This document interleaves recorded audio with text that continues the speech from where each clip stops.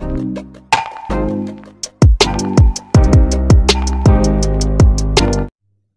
दोस्तों, मैं मनमोहन सविता स्वागत करता हूं आपका अपने YouTube चैनल पर, जिसमें आज हम बात करेंगे दैनिक समसामयिकी के अति महत्वपूर्ण प्रश्नों पर, जिसमें आज दिनांक 1 मई 2021 की 10 अति महत्वपूर्ण प्रश्नों को शामिल किया गया है, जो कि आपके सभी कॉम्पिटिटिव एग्जाम के लिए काफ़ी हेल्पफुल होंगी तथा आपको अपने सपने की ओर अग्रसर करेंगे। तो बने रहिए वीडियो के अंत तक, क्योंकि आने वाले सभी क्वेश्चन काफ़ी इंपॉर्टेंट हैं। इसी के साथ आज की प्रमुख घटना, जो काफ़ी दुखद घटना है, इसके बारे में भी मैं आपसे चर्चा करूंगा और इसके साथ ही साथ मैं आपसे एक खुशखबरी भी देने वाला हूं। जहां दुख है वहां सुख है। तो आइए चलते हैं हम आज के पहले क्वेश्चन की ओर। और आज का हमारा पहला क्वेश्चन है जो कि काफ़ी सुखद समाचार के रूप में आज मैं आपको बताने वाला हूँ। तो आज का क्वेश्चन है हमारा कि हाल ही में आयुष 64 समाचार पत्रों में सुर्खियों में रहा, यह किससे संबंधित है। तो दोस्तों, आपको जानकर काफ़ी खुशी होगी कि आयुष मंत्रालय ने 29 अप्रैल 2021 को यह जानकारी दी है कि मलेरिया के इलाज के लिए वर्ष 1980 में इस दवा को बनाया गया था। यानी आयुष 64 को कोरोना के बिना लक्षण वाले, कम लक्षण वाले और औसत लक्षण वालों पर भी कारगर पाया गया है। यानी जो आयुष 64 नामक टैबलेट जो बनाई गई थी वो 1980 में बनाई गई थी और यह मलेरिया जैसी घातक बीमारी को सही करने के लिए बनाई गई थी। परंतु हाल ही में सुर्खियों में आयुष मंत्रालय के अनुसार यह बताया गया है कि जिसे कोरोना के लक्षण है या कम लक्षण है तथा औसत लक्षण है, उसके लिए यह आयुष 14 टैबलेट्स काफ़ी मदद साबित कर रही हैं। यदि हम बात करें कि उन्होंने सामान्य स्वस्थ, थकान, बेचैनी, तनाव, भूख, नींद आदि पर भी इस दवा के सकारात्मक लाभ देखे हैं। दवा के परीक्षण से यह पर्याप्त परिणाम प्राप्त हुए हैं। तो इसका आंसर हो जाएगा कोविड-19 संक्रमण के उपचार से यह संबंधित है। आशा करता हूँ आपको यह क्वेश्चन समझ में आया होगा। आइए देखते हैं इस दवा को। तो वह यही दवा है जो आयुष 64 टैबलेट, जो कि 1980 में बनाई गई थी और अब 2021 में यह कोरोना के औसत लक्षणों तथा कम लक्षण देखने वाले लोगों को ठीक कर रही है। आशा करता हूँ आपको मेरी वीडियो पसंद आई होगी। बढ़ते हैं नेक्स्ट क्वेश्चन की ओर। नेक्स्ट क्वेश्चन है क्वेश्चन नंबर 2 और आगामी परीक्षाओं के लिए काफ़ी इंपॉर्टेंट क्वेश्चन साबित हो सकता है। आइए चर्चा करते हैं इस क्वेश्चन पे। तो 27 अप्रैल 2021 को प्रथम भारतीय और एशियाई जिन्हें वाइल्ड इनोवेशन अवार्ड 2021 से नवाजा गया है। तो बात करते हैं कि 27 अप्रैल 2021 को बेंगलोर में स्थित centre for wild life studies की मुख्य संरक्षक डॉक्टर कृति करंत, यानी डॉक्टर कृति करंत जो कौन है, जो कि centre for wild life studies की मुख्य संरक्षण वैज्ञानिक हैं और इन्हें हाल ही में वाइल्ड इनोवेशन 2021 अवार्ड से नवाजा गया है। यदि हम बात करें कि यह पुरस्कार वाइल्ड एनिमल्स फाउंडेशन द्वारा उन लोगों को दिया जाता है जो सतत विकास तथा जलवायु परिवर्तन एवं वन्य जीव संरक्षण के लिए आगे बढ़ते हैं, और कृति करंत को यह बढ़ावा देने के लिए इस पुरस्कार से नवाजा गया है। आइए देखते हैं कृति करंत को। यह है कृति करंत और इन्हें दिया गया है first Indian women get to wild innovator award. यह काफ़ी खुशी की बात है। आइए बात करते हैं हम हाल ही में कुछ प्रमुख जो अवार्ड्स दिए गए हैं। जैसा कि आपको पता है कि हाल ही में नेल्सन मंडेला विश्व मानवतावादी पुरस्कार 2021 प्रदान किया गया था रुमाना सिन्हा सेंगल को। जी हाँ दोस्तों, नेल्सन मंडेला विश्व मानवतावादी पुरस्कार 2021 रुमाना सेंगल को मिला था। वहीं पर यदि हम बात करें कि ई पंचायत पुरस्कार हाल ही में यूपी को दिया गया है। इसी के साथ यदि हम बात करें कि सर रिचर्ड हेनली पदक जो कि केन विलियमसन को दिया गया था। इसी के साथ यदि हम बात करें कि लीलावती पुरस्कार 2020 जो दिया गया था वह सोना कॉलेज ऑफ टेक्नोलॉजी तमिलनाडु को दिया गया था। आशा करता हूं आपको यह पुरस्कार भी पढ़कर कुछ समझ में आया होगा। बात करते हैं हम नेक्स्ट क्वेश्चन की। नेक्स्ट क्वेश्चन हमारा क्वेश्चन नंबर 3, और यह भी परीक्षा की दृष्टि से काफ़ी इंपॉर्टेंट क्वेश्चन है। आइए चर्चा करते हैं इस क्वेश्चन के ऊपर और जानते हैं इससे जुड़े कुछ महत्वपूर्ण तथ्यों को। तो हमसे पूछा गया है कि प्रतिवर्ष विश्व भर में अंतर्राष्ट्रीय श्रमिक दिवस कब मनाया जाता है। तो 1 मई को प्रतिवर्ष अंतर्राष्ट्रीय श्रमिक दिवस यानी वर्ल्ड वर्कर डे के रूप में मनाया जाता है। इसका राइट आंसर हो जाएगा 1 मई। यदि हम बात करें कि यह दिवस जनसाधारण को नए समाज के निर्माण में श्रमिकों के योगदान और ऐतिहासिक श्रम आंदोलन का स्मरण कराने के लिए यह दिवस मनाया जाता है। यह दिवस क्यों मनाया जाता है? तो जो इतने भी श्रमिक हैं उनके द्वारा नए राष्ट्र निर्माण के योगदान में याद दिलाने के लिए इस दिवस को मनाया जाता है। और वर्ष 1889 में समाजवादी और श्रमिक दल द्वारा बनाई गई संस्था सेकंड इंटरनल ने 1 मई को अंतर्राष्ट्रीय श्रमिक दिवस के रूप में मनाने की घोषणा की थी और 1894 में अमेरिका में सर्वप्रथम यह दिवस मनाया गया था और इस दिन की छुट्टी की मान्यता भी प्रदान की गई थी। यदि हम बात करें कि यह किसके द्वारा मनाया जाता है तो ILO यानी इंटरनेशनल लेबर ऑर्गेनाइजेशन के द्वारा यह दिवस मनाया जाता है। Happy labour day, genius begins great worker, labour on all finish them. और यह किसके द्वारा बनाया जाता है तो ILO यानी इंटरनेशनल ऑर्गेनाइजेशन के द्वारा बनाया जाता है। यदि हम ILO की बात करें तो ILO की स्थापना वर्ष 1919 में की गई थी और वर्ष 1946 में यह संयुक्त राष्ट्र से संबंधित विशिष्ट एजेंसी बन गई। इसका मुख्यालय जो स्थित है वह स्थित है जिनेवा, स्विट्जरलैंड में। यह भी आपको याद रखना है कि ILO का जो मुख्यालय है या हेडक्वार्टर स्थित है वह जिनेवा, स्विट्जरलैंड में ही स्थित है। इसी के साथ यदि हम बात करें कि WTO और WHO का हेडक्वार्टर भी कहाँ स्थित है तो जिनेवा में ही स्थित है। इसी के साथ यदि हम बात करें कि ILO के प्रेजेंट टाइम में हेड कौन है तो गे राइडर इसके प्रेजेंट टाइम में हेड हैं। आशा करता हूँ ILO से यह संबंधित प्रश्न आपको समझ में आए होंगे। बात करते हैं हम नेक्स्ट क्वेश्चन की। नेक्स्ट क्वेश्चन है जो कि काफ़ी भारत के लिए दुखद भरी घटना है और इस घटना को सुनकर सभी के रोंगटे खड़े हो गए। आइए बात करते हैं इस घटना के बारे में। तो 30 अप्रैल 2021 को रोहित सरदाना का निधन हो गया। वह किस क्षेत्र से संबंधित थे? तो यदि हम बात करें कि रोहित सरदाना 23 अप्रैल 2021 को यह चर्चित टेलीविज़न पत्रकार रोहित सरदाना का निधन हो गया।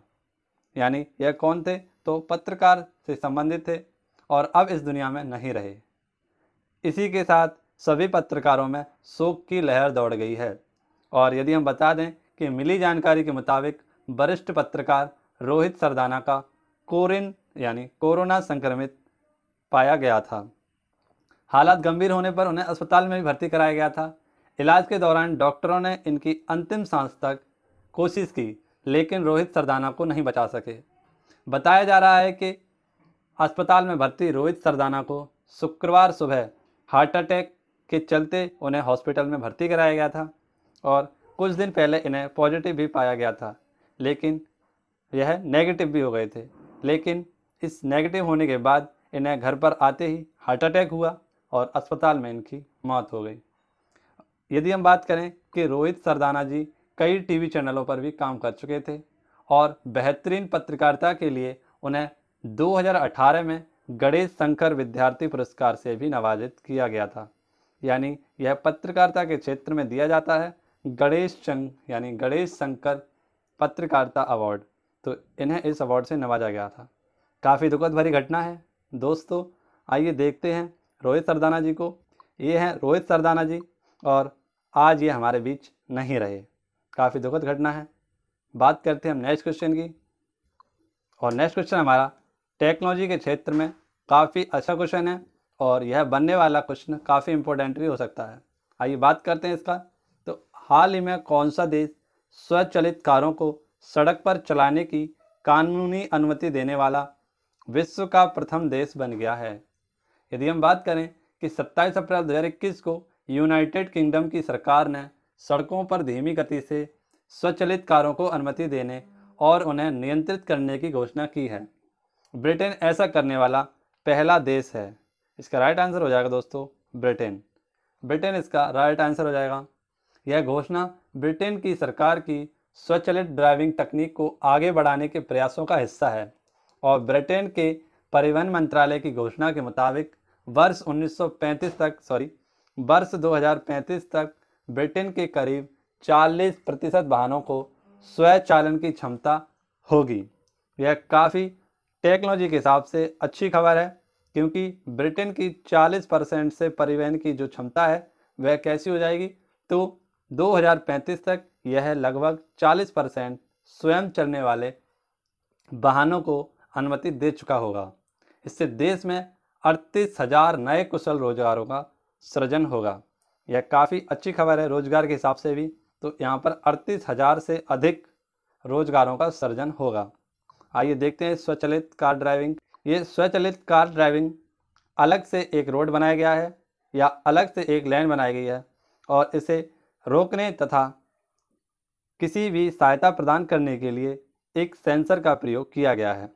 और इसकी अनुमति किसके द्वारा दी गई है, तो ब्रिटेन के द्वारा या ब्रिटेन सरकार के द्वारा इस सेल्फ ड्राइविंग कार को मंजूरी प्रदान कर दी गई है। नेक्स्ट क्वेश्चन है गाइस, क्वेश्चन नंबर 6 और परीक्षा की दृष्टि से काफ़ी इंपॉर्टेंट क्वेश्चन है। आइए बात करते हैं इस क्वेश्चन पर। हाल ही में एशियाई विकास आउटलुक 2021 सूचकांक किसके द्वारा जारी किया गया है? तो हाल ही में एशियाई विकास बैंक ने यानी ADB एशियाई विकास आउटलुक 2021 सूचकांक जारी किया है। यदि हम बात करें कि इस रिपोर्ट के अनुसार चालू वित्त वर्ष यानी जो कि हमारा चालू वित्त वर्ष है 2021 से 2022 में भारतीय अर्थव्यवस्था को 11% बढ़ने की संभावना है। वहीं पर यदि हम बात करें कि अगले वित्त वर्ष यानी 2022 से 2023 तक यह 7% बढ़ने की संभावना है और इस संभावना को जारी किया गया है एशियाई विकास आउटलुक 2021 सूचकांक में। और एक किसके द्वारा जारी की जाती है, तो एशियन डेवलपमेंट बैंक यानी कि एशियाई विकास बैंक के द्वारा जारी की जाती है। आइए देखते हैं तो यह जारी की गई है एशियन डेवलपमेंट आउटलुक रिपोर्ट 2021 और ये किसके द्वारा जारी की गई है, तो ADB बैंक यानी एशियन डेवलपमेंट बैंक। आइए बात करते हैं एशियन डेवलपमेंट बैंक पर। इससे बनने वाले क्वेश्चन आपके लिए काफ़ी इंपॉर्टेंट हो सकते हैं। यदि हम बात करें कि ADB बैंक एशियाई विकास बैंक एक क्षेत्रीय विकास बैंक है। इसकी स्थापना 19 दिसंबर 1966 में की गई थी।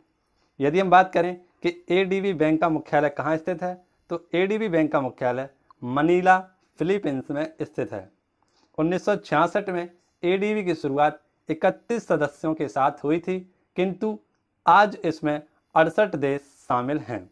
कितने देश, तो इसमें कुल सदस्य देशों की संख्या है 68, जिनमें से 94 एशियाई देश हैं।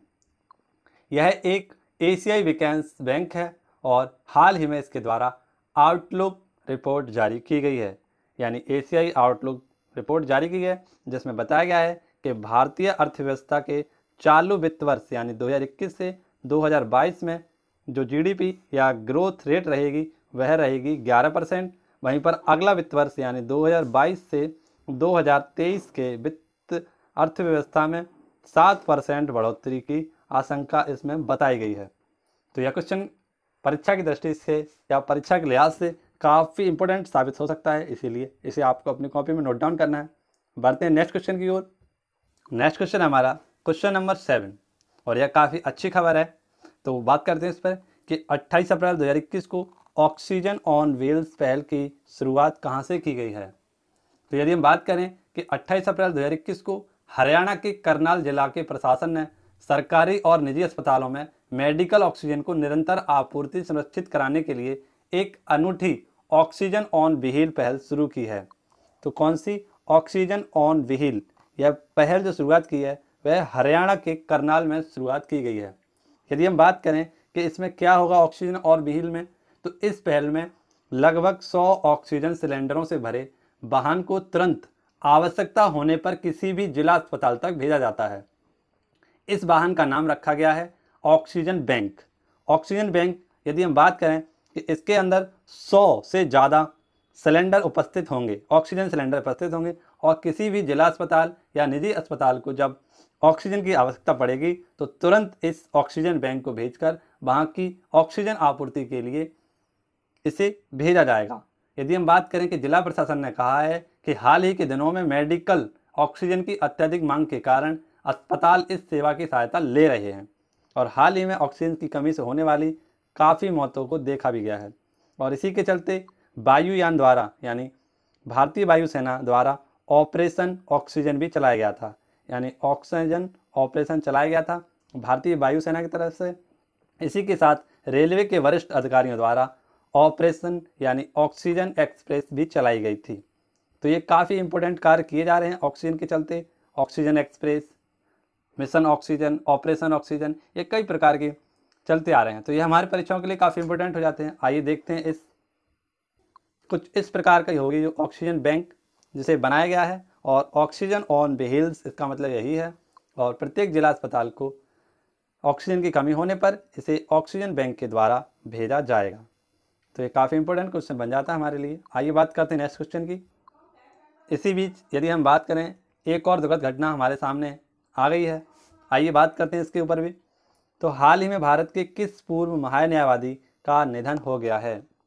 तो याद बता दें हम आपको कि 29 अप्रैल 2021 को भारत के पूर्व न्यायवादी सोली सोरावजी का 91 वर्ष की आयु में निधन हो गया है। सोरावजी का पूरा नाम सोली जहांगीर सोरावजी था और करीब 70 सालों तक कानून के क्षेत्र से जुड़े रहे। सोरावजी देश के अटॉर्नी जनरल के पद पर दो बार स्थित रहे थे, और इनका हाल ही में निधन हो गया।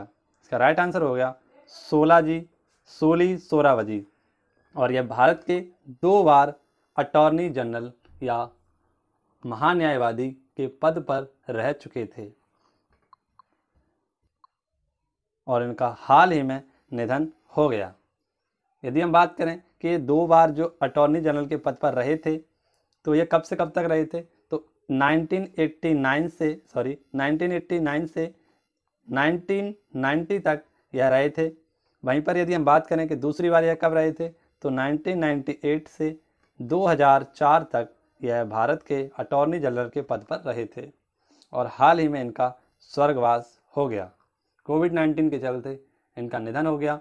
यदि हम बात करें कि अटॉर्नी जनरल यानी एजी, इसका जो भारतीय संविधान में प्रावधान है वह अनुच्छेद 76 के अनुसार है, जिसमें महान्यायवादी भारत का सबसे बड़ा कानून अधिकारी होता है, और भारत सरकार के मुख्य कानूनी सलाहकार होने के नाते अटॉर्नी जनरल के सभी कानूनी मामलों पर केंद्र सरकार को सलाह देने का कार्य अटॉर्नी जनरल ही करता है। भारतीय संविधान के आर्टिकल 76 में यह वर्णित है, और इसकी नियुक्ति भारत के राष्ट्रपति द्वारा की जाती है।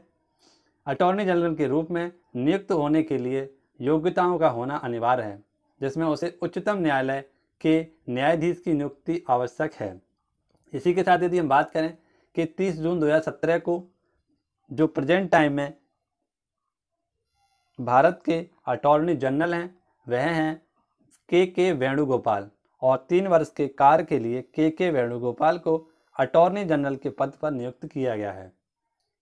यदि हम बात करें कि उनका पहला कार्यकाल 30 जून 2020 को समाप्त हो गया था, किंतु सरकार ने अटॉर्नी जनरल के वेणुगोपाल को पुनः से उनका 1 वर्ष का कार्यकाल बढ़ा दिया है, और इसी के साथ वह भारत के अटॉर्नी जनरल के रूप में नियुक्त हैं। परंतु 2 बार रह चुके भारत के अटॉर्नी जनरल सोली सोरावजी का हाल ही में निधन हो गया। नेक्स्ट क्वेश्चन है गाइस, क्वेश्चन नंबर 9, और यह भी काफ़ी इंपॉर्टेंट क्वेश्चन है। आइए चर्चा करते हैं इस क्वेश्चन पर। टाइम पत्रिका की वर्ष 2021 की 100 प्रभावशाली कंपनियों की सूची में किस भारतीय कंपनी को शामिल किया गया है? तो यदि हम बात करें कि टाइम मैगजीन दुनिया की 100 प्रभावशाली कंपनियों की पहली सूची में 2 भारतीय company Reliance industries private limited और इसी के साथ ऑनलाइन शिक्षा देने वाली स्टार्टअप बायजूस ने जगह बनाई है। तो इसका राइट आंसर हो जाएगा बायजूस और जियो। तो यह दोनों आंसर इसके सही है दोस्तों, बायजूस और जियो। जियो एक प्राइवेट लिमिटेड कंपनी है जो कि मुकेश अंबानी जी की है। वहीं पर यदि हम बात करें कि बायजूस, तो ऑनलाइन शिक्षा प्लेटफॉर्म बायजूस जो कि काफ़ी अच्छा प्लेटफॉर्म है, और इसी को हाल ही में टाइम मैगजीन की 100 प्रभावशाली कंपनियों में शामिल किया गया है। और ये हैं मुकेश अंबानी जी, इनको भी शामिल किया गया है। यदि हम बात करें कि टाइम ने अपनी वेबसाइट पर कहा कि कुछ कंपनियां भविष्य की साकार करने के लिए पहल तैयारी कर रही हैं, और इसमें वह स्वास्थ्य, मनोरंजन, शिक्षा, परिवहन, इन सभी का ध्यान रखते हुए काफ़ी अच्छे से वर्क कर रही हैं, और इसी के लिए उन्हें टाइम मैगजीन की 100 मोस्ट इंटेलेक्चुअल पीपल्स के रूप में शामिल किया गया है। बात करें कि टाइम से संबंधित 2021 में पर्सन ऑफ द ईयर यानी time person of the year 2 लोगों को चुना गया था, जिसमें जो बाइडन अमेरिकी राष्ट्रपति तथा उपराष्ट्रपति कमला हैरिस जी को time person year of the year का खिताब दिया गया था। इसी के साथ यदि हम बात करें कि 2019 में टाइम ने अपना जो पर्सन ऑफ द ईयर का खिताब चुना था, वह ग्रेटा थनबर्ग जो कि स्वीडन की पर्यावरण संरक्षक लड़की हैं, इन्हीं को दिया गया था। आशा करता हूँ आपको यह समझ में आया होगा। बात करते हैं नेक्स्ट क्वेश्चन की। नेक्स्ट क्वेश्चन है हमारा क्वेश्चन नंबर 10, और आइए चर्चा करते हैं इस क्वेश्चन पर। तो 27 अप्रैल को किस देश ने robot prototype neo first clear space Divers launch किया है?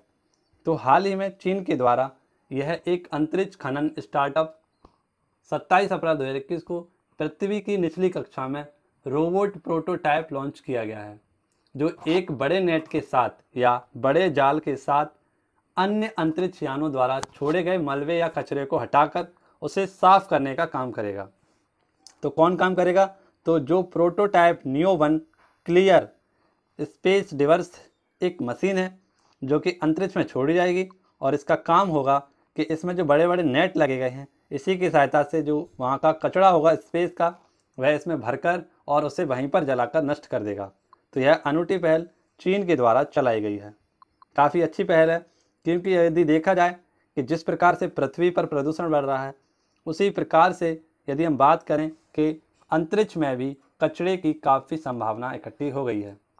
यदि हम बात करें कि मलबे को हटाने की चीन की यह प्रक्रिया किस तरह से अलग होगी, तो वर्ष 2009 में पहली बार क्षुद्र ग्रह खनन के लिए इसे जापान का एक्स्ट्रो स्केल के 3D सिस्टम में शामिल किया गया था, और इसी के हिसाब से वहाँ के कचरे को खत्म करने की कोशिश भी की गई थी। तो इसका आंसर हो जाएगा चीन। इसी के साथ आज के हमारे ये 10 क्वेश्चन, टॉप 10 क्वेश्चन समाप्त होते हैं।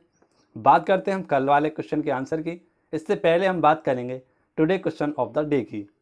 तो today question of the day हमसे पूछा गया है कि प्रति वर्ष वैश्विक स्तर पर अंतर्राष्ट्रीय डांस डे यानी नृत्य, या नियत की जगह नृत्य करना है दोस्तों, यानी इंटरनेशनल डांस डे कब मनाया जाता है? इसका आंसर आपको कमेंट करके कमेंट बॉक्स में बताना है। हम बात करते हैं कल वाले क्वेश्चन के आंसर की। हमसे पूछा गया है कि हाल ही में पृथ्वी के सबसे पास व सबसे छोटे ब्लैक होल की खोज की गई है, इसे क्या नाम दिया गया है? तो इसको नाम दिया गया है यूनिकॉर्न, क्योंकि यह पृथ्वी के काफ़ी करीब और छोटा ब्लैक होल पाया गया है, और यह लगभग पृथ्वी से 1500 प्रकाश वर्ष की दूरी पर स्थित है, और इसका जो द्रव्यमान है वह सूर्य के द्रव्यमान से 3 गुना अधिक है। यह छोटा सा ब्लैक होल जिसका नाम रखा गया है यूनिकॉर्न। यदि आप इससे संबंधित कुछ चर्चाओं और प्रश्नों के बारे में जानना चाहते हैं, तो इसकी लिंक मैंने आपको दे दी है, जाकर आई वॉल पर टच करके इस क्वेश्चन के बारे में पूरी जानकारी को भी आप जान सकते हैं। आशा करता हूँ आपको मेरी वीडियो समझ में आई होगी, पसंद आई होगी। यदि वीडियो के क्वेश्चन आपको समझ में आए हों तो अपना प्यार दें और चैनल को एक बार सब्सक्राइब करें तथा वीडियो को लाइक करें। मिलते हैं हम नेक्स्ट करंट अफेयर की क्लास में, तब तक के लिए धन्यवाद।